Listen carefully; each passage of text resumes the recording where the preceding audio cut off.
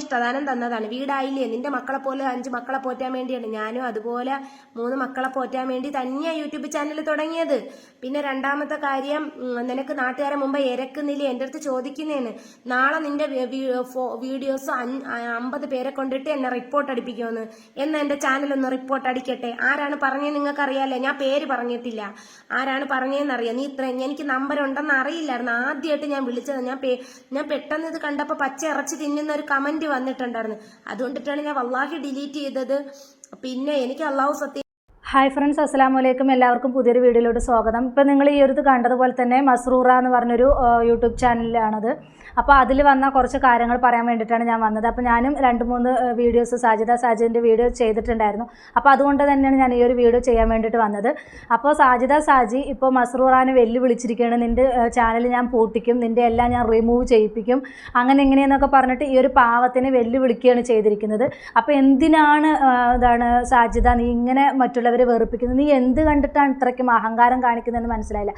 നിനക്ക് ശരിയാണ്, നിനക്ക് ഭർത്താവില്ല, നീ തന്നെയാണ് വന്നിട്ട് പറഞ്ഞത് വിധവയാണ് എന്നൊക്കെ പറഞ്ഞു. അങ്ങനെയാണ് ആളുകൾ ആ ഒരു സഹതാപത്തിൻ്റെ പേരിൽ നിൻ്റെ മക്കളിനെ കണ്ടിട്ട് എല്ലാവരും നിന്നെ ഇതാവാൻ തുടങ്ങി. അതുപോലെ തന്നെ കൈസും ഒരു വീഡിയോ ഇന്നലെ ചെയ്തത് കണ്ടു. കൈസിനെ വെല്ലുവിളിച്ചതായിട്ട് എന്താ ചോദിച്ചാൽ എൻ്റെ വീഡിയോ എടുത്തിട്ട് കണ്ടൻറ് ഉണ്ടാക്കിയിട്ട് ഇതാവുന്നു എന്നൊക്കെ പറഞ്ഞിട്ട്.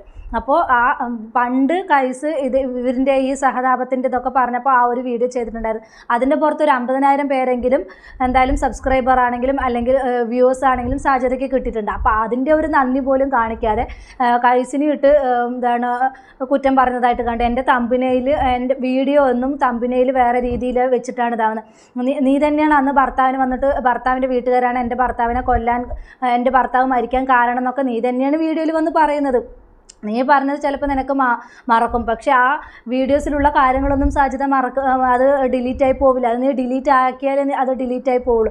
അഥവാ നീ ഡിലീറ്റ് ആക്കിയാൽ തന്നെ പബ്ലിക് പ്ലാറ്റ്ഫോമാണ്, അത് പലരും ഡൗൺലോഡ് ചെയ്ത് എടുത്തിട്ട് അത് ചെയ്യും. ഇപ്പോൾ എൻ്റെ വീഡിയോസ് കട്ട് ചെയ്ത് എടുത്തിട്ട് ഇത് റീച്ച് ഉണ്ടാക്കി, വീഡിയോ ഇട്ട് റീച്ച് ഉണ്ടാക്കി പൈസ ഉണ്ടാക്കുന്നത് എന്തിനാണ്? നിൻ്റെ ആ ഒരു വീഡിയോ എടുത്തിട്ട് ഇപ്പോൾ അയാൾക്ക് അല്ലെങ്കിൽ ആർക്കും പൈസ ഉണ്ടാക്കിയിട്ട് കുടുംബം പുലർത്തേണ്ട ഗതികേടൊന്നുമില്ല.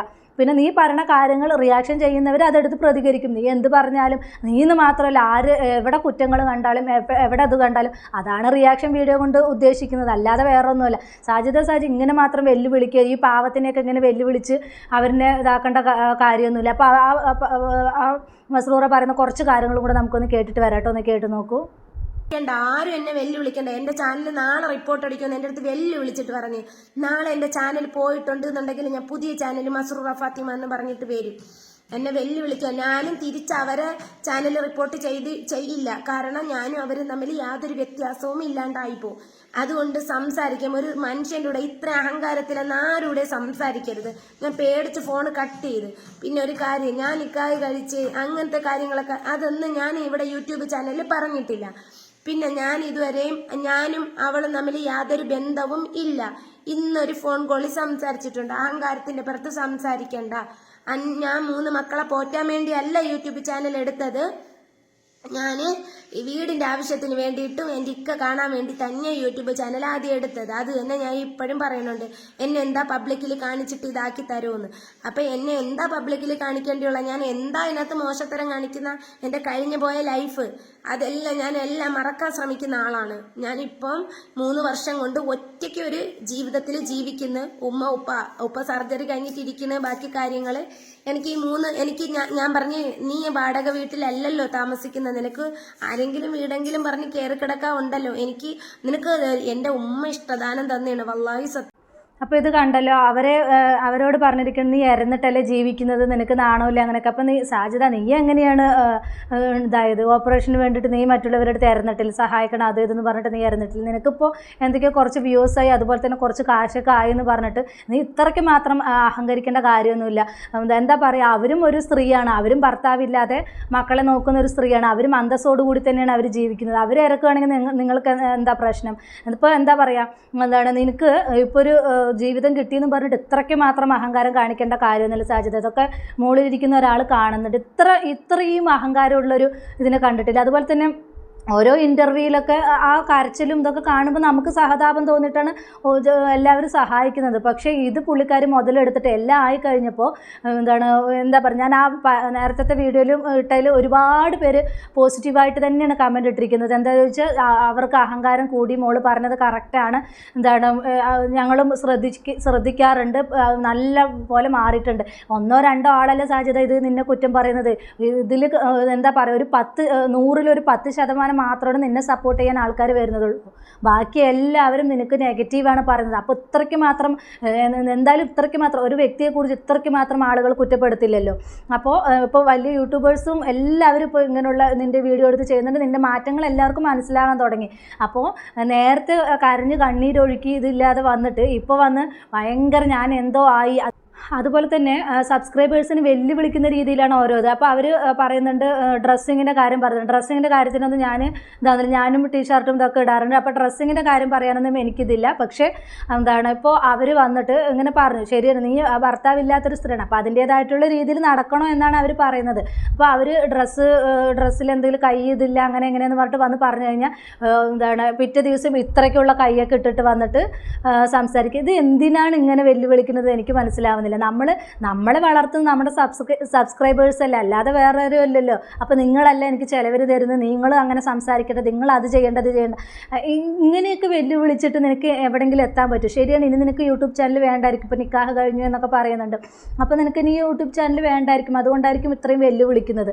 അല്ലെങ്കിൽ വേറെ എന്തെങ്കിലും ഉദ്ദേശം കൊണ്ടായിരിക്കും, എന്താ പറയുക, വേറൊരു രീതിയിൽ റീച്ച് ഉണ്ടാക്കാൻ വേണ്ടിയിട്ടായിരിക്കും നീ ഇങ്ങനെ ചെയ്യുന്നതാണ് എനിക്ക് തോന്നുന്നത്. അല്ലാതെ ഇതിൽ നിന്നൊന്നും എനിക്ക് മനസ്സിലാവുന്നില്ല. അപ്പം ഒരു പെണ്ണിന് നീ വിവാഹം കഴിക്കണേനോ ഒന്നും ആരും തെറ്റ് പറയുന്നില്ല, അത് നല്ല കാര്യം. നിനക്കത് നല്ല രീതിയിൽ വന്നിട്ട് പറയാലോ. ഇങ്ങനെ അഹങ്കാരത്തിൻ്റെ ചൊവ്വയോടുകൂടി വന്ന് സംസാരിക്കേണ്ട കാര്യമില്ല. അത് ആർക്കാണെങ്കിലും ഇഷ്ടപ്പെടില്ല. എൻ്റെ നിക്കാഹ് കഴിഞ്ഞു കേട്ടോ, അത് നിങ്ങളുടെ അടുത്ത് പറയാൻ പറ്റിയില്ല, ഇപ്പോൾ ഞാൻ പെട്ടെന്നായിരുന്നു, അങ്ങനെ ഒരു സ്ഥലത്തിൽ നിനക്ക് സമാധാനത്തിൻ്റെ രീതിയിൽ പറയാൻ സാധ്യത. ഇങ്ങനെ വെല്ലുവിളിച്ച് അഹങ്കാരത്തിൻ്റെ രൂപേണ നിനക്ക് പറയേണ്ട കാര്യമില്ല. അതിന് മാത്രം നിന്നെ വളർത്തിയത് ഈ സബ്സ്ക്രൈബേഴ്സ് തന്നെയാണ്. നിന്നെ സഹായിച്ചതും നിൻ്റെ ഈ വീഡിയോ കണ്ടും നിൻ്റെ മക്കളെ കണ്ടിട്ടാണ് ഈ ആളുകളെല്ലാം നിന്നെ സഹായിച്ചിരിക്കുന്നത്. അപ്പോൾ നീ ഇങ്ങനെ മാത്രം മറ്റുള്ളവരെ വെല്ലുവിളിച്ച് നീ പിച്ചി എടുത്തിട്ടല്ലേ ഇതാവണത്, നീ ഇങ്ങനെയല്ലേ ജീവിക്കുന്നതുകൊണ്ട് മറ്റുള്ളവരുടെ അടുത്ത് പോയിട്ട് നിനക്കത് പറയാനുള്ള ഒരു അർഹതയില്ല. അവർ റിയാക്ഷൻ ചെയ്തിട്ടുണ്ടെങ്കിൽ അത് നിൻ്റെ വീഡിയോസിൽ വന്ന തെറ്റുകൾ ചൂണ്ടിക്കാണിച്ചിട്ടാണ് റിയാക്ഷൻ ചെയ്യുന്നവർ വീഡിയോ ചെയ്യുന്നത്. അല്ലാതെ ആരും ഒന്നും പറയും നീ നല്ല രീതിയിൽ ചെയ്തപ്പോൾ നിന്നെ നല്ല രീതിയിൽ എത്തിക്കണം, നിനക്ക് നല്ലൊരു ഇത് വേണമെന്ന് പറഞ്ഞിട്ട് ഒരുപാട് പേര് വീഡിയോ ചെയ്തിട്ടില്ല. അതിൻ്റെ പുറത്ത് നിനക്ക് എത്രയോ പൈസ കിട്ടിയിട്ടുണ്ട്. നിൻ്റെ യൂട്യൂബ് ചാനൽ വളരെയും ചെയ്തു. ഇപ്പോൾ കൈസൊക്കെ ആണെങ്കിലും നിൻ്റെ ആ വിഷമഘട്ടം കണ്ട് ആ മക്കളിനെ ഇതാക്കിയിട്ട് വീഡിയോ ചെയ്തിട്ടുണ്ട്. ഞാൻ ഒരുപാട് വീഡിയോ കണ്ടിട്ടുണ്ട്, കൈസിൻ്റെ വീഡിയോ കണ്ടിട്ടുണ്ട്. അപ്പോൾ അതും അയാൾ എന്താണ് വിചാരിച്ചത്, നിനക്ക് അതിൽ നിന്നും ഒരു ഇത് കിട്ടുകയാണെങ്കിൽ കിട്ടട്ടെ, നിൻ്റെ ചാനൽ വളരട്ടെ എന്നൊരു രീതിയിലാണ് അയാളും അത് ചെയ്തത്. പിന്നെ അയാൾക്കിട്ട് തന്നെ തിരിഞ്ഞു കൊത്താൻ വരുമ്പോൾ ഇപ്പം നല്ലതാണെങ്കിൽ നല്ലതെല്ലാവരും പറയും ഷാജിദ, തെറ്റ് കണ്ടാൽ തെറ്റ് ചൂണ്ടിക്കാണിക്കും ഏത് സബ്സ്ക്രൈബേഴ്സ് ആണെങ്കിലും. അതിന് നീ വന്നിട്ട് ഇവിടെ കിടന്ന് വെല്ലുവിളിച്ചിട്ടോ നീ വലിയ ആളായിട്ടോ ഒന്നും യാതൊരു കാര്യമില്ല. ഇപ്പോൾ ഈ വെല്ലുവിളി നിനക്ക് ഇത് നാശത്തിലേ കൊണ്ടെത്തിക്കുള്ളൂ. എന്താണെങ്കിലും നമുക്ക് സബ്സ്ക്രൈബേഴ്സിന് കുറച്ച് സപ്പോർട്ട് ഉണ്ടെങ്കിൽ തന്നെ നമുക്ക് മുന്നോട്ട് പോകാൻ പറ്റുള്ളൂ. ഇപ്പം നിന്നെ സപ്പോർട്ട് ചെയ്യുന്ന കുറേ സബ്സ്ക്രൈബേഴ്സ് നിന്നെ അൺസബ് ചെയ്ത് അതുപോലെ തന്നെ നിൻ്റെ വീഡിയോ കാണാതിരുന്നാൽ തീർന്നില്ല കാര്യം. പിന്നെ എനിക്ക് അങ്ങനെയുള്ളവർ വേണ്ടാന്നൊക്കെ പറയും. പക്ഷേ അതൊക്കെ വെറും പൊയ് വാക്കുകൾ മാത്രമാണ് ഷാജിദ. കുറച്ചെങ്കിലും ചിന്തിച്ചിട്ട് മുന്നോട്ട് പോവുക. ഇനിയെങ്കിലും നിൻ്റെ തെറ്റ് മനസ്സിലാക്കിയിട്ട് നീ നല്ലവളായിട്ട് ജീവിക്കാൻ ശ്രമിക്കുക. നല്ലൊരു ജീവിതം കിട്ടിയിട്ടില്ല, ആ ഒരു ജീവിതമെങ്കിലും കളയാതെ നല്ല രീതിക്ക് മുന്നോട്ട് കൊണ്ടുപോകാൻ സൂക്ഷിക്കുക, ശ്രദ്ധിക്കുക. അതുപോലെ തന്നെ നീ ഇങ്ങനെയൊക്കെ ചെയ്യുന്നത് കൊണ്ട് തന്നെയാണ് നിൻ്റെ ഭർത്താവിനെ സഹി കെട്ടിട്ടായിരിക്കും അയാൾ തൂങ്ങി മരിച്ചു എന്ന് വരെ ഞാൻ അവളുടെ വീഡിയോയിൽ കമൻറ്റ് കണ്ടു. അപ്പോൾ ഇത്രയ്ക്ക് മാത്രം സബ്സ്ക്രൈബേഴ്സിന് വെറുപ്പ് തോന്നണമെങ്കിൽ നിൻ്റെ പ്രവൃത്തി തന്നെയാണ് ഷാജിദ, അല്ലാതെ വേറെ ഒന്നുമല്ല. നമ്മൾ നന്നായിരുന്നാൽ തന്നെ മറ്റുള്ളവർ നല്ലത് പറയുള്ളൂ. മറ്റുള്ളവരുടെ ഗുഡ് സർട്ടിഫിക്കറ്റ് കിട്ടിയിട്ട് നമുക്ക് ജീവിക്കേണ്ട. എന്നാലും നമ്മൾ ഒരു ഇതിൽ ഇരിക്കുന്ന സമയത്ത് നമ്മൾ കുറച്ചൊക്കെ സംയമനം പാലിക്കണം. അല്ലാതെ എടുത്തു ചാടി പൊട്ടിത്തെറിക്കുന്ന രീതിയിൽ കൈ ചൂണ്ടി അത് എന്ന് പറഞ്ഞിട്ട് ഒരാളെ വെറുപ്പിക്കുന്ന രീതിയിലുള്ള ഇത് ചെയ്യുന്നതിനോട് എനിക്ക് യോജിപ്പ് തോന്നുന്നില്ല. ഇപ്പോൾ എനിക്കും ഒരുപാട് നെഗറ്റീവ് കമൻസും കാര്യങ്ങളും എന്നെ കുറ്റം പറയുന്നവരൊക്കെ ഉണ്ട്. പക്ഷേ ഇത്രയ്ക്ക് മാത്രം അഹങ്കാരത്തോടു കൂടി ഒന്നും ഞാൻ ആരെയും പറയില്ല. ഞാൻ പറയേണ്ടത് ആരിൻ്റെ മുഖത്ത് നോക്കിയിട്ടാണെങ്കിൽ ഞാൻ കാര്യങ്ങൾ പറയും. പക്ഷേ ഈ ഒരു അഹങ്കാരത്തിൻ്റെ ചൊവ്വയിലൊന്നും ഞാൻ സംസാരിക്കില്ല. പറയണം, നമുക്ക് അതിൻ്റേതായിട്ടുള്ളൊരു രീതിയുണ്ട്. ഇതൊരു പബ്ലിക് പ്ലാറ്റ്ഫോമാണ്, അത് ഒരുപാട് ആളുകൾ കാണുന്നതാണ്. അത് ശ്രദ്ധിച്ച് നീ മുന്നോട്ട് പോവുക. ഇനിയെങ്കിലും നിനക്ക് ഇതൊക്കെ തെറ്റാണെന്നുള്ളത് ഇതാവാനുള്ളൊരു മനസ്സ് അല്ലാതെ തരട്ടെ എന്ന് ഞാൻ ആത്മാർത്ഥമായിട്ട് ദുആ ചെയ്ത് നിനക്ക് നല്ലൊരു ജീവിതം ഉണ്ടാകട്ടെ എന്ന് ആത്മാർത്ഥമായിട്ട് ദുആ ചെയ്തുകൊണ്ട് ഞാൻ എൻ്റെ വീഡിയോ വൈൻഡപ്പ് ചെയ്യുന്നു.